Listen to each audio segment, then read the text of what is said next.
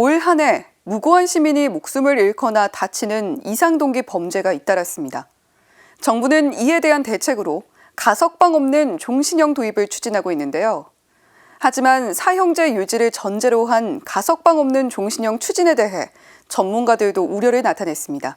김혜영 기자가 보도합니다. 정부가 이상동기 범죄에 대한 대책으로 가석방 없는 종신형 도입을 서두르고 있습니다. 가석방 없는 무기형을 신설하는 형법 개정안은 올해 8월 입법 예고를 거쳐 지난달 말 국무회의를 통과했고 현재 국회로 공이 넘어온 상태입니다. 그런데 이상동기 범죄의 원인을 찾아 줄이는 노력 없이 중형을 부과한다고 해서 안전한 사회를 만들 수 있을 것인가? 주교회의 정의평화위원장 김선태 주교는 주교회의 사형제도 폐지 소위가 개최한 세미나에서 깊은 우려를 나타냈습니다.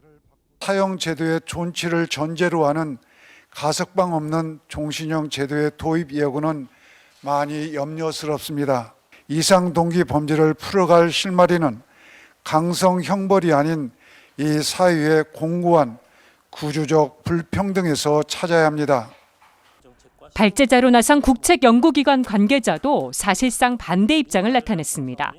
한국형사법무정책연구원 김대근 연구위원은 가석방 없는 종신형은 죄형 법정주의와 권력 분립 원칙에 위배되고 가석방 제도 도입 취지와도 맞지 않다고 지적했습니다. 결정적으로 이것은 피해자 인권과 가해자 인권이 충돌하는 문제가 아니라는 점을 강조했습니다. 피해자의 인권이나 범죄 예방을 위한 보다 중요한 조치들이 있는데 아무런 효과가 없는 가석방 없는 종신형을 도입하는 것은 사실상 무의미하고 불필요하다는 말씀 드리고 싶고요. 현행 무기형에 대한 충분한 검토가 이뤄지지 않은 점, 형의 종류에 대한 개정이 선행되지 않은 점 등 입법 과정에 흠결이 많다는 점도 문제로 지적됐습니다.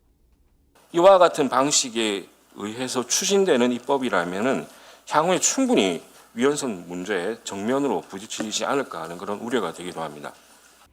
토론자로 참여한 국회 입법조사처와 국가인권위원회 관계자들도 가석방 없는 종신형에 대해 의견을 냈습니다. 가석방 없는 종신형 논의 이면에는 교정시설 과밀 수용이 해결이 안 되니 수용자 인권을 침해할 수밖에 없는 어려움이 또 영향을 미친 게 아닌가.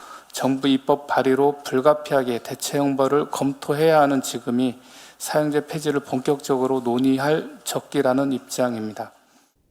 우리나라에서 마지막으로 사형이 집행된 건 1997년 12월.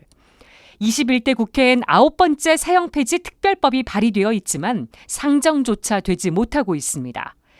사형제 존치를 전제로 가석방 없는 종신형 도입이 추진되고 있는 상황. 사형제 폐지에 대한 적극적인 논의와 함께 가석방 없는 종신형 도입에 대해 신중한 검토가 필요해 보입니다. CPBC 김혜영입니다.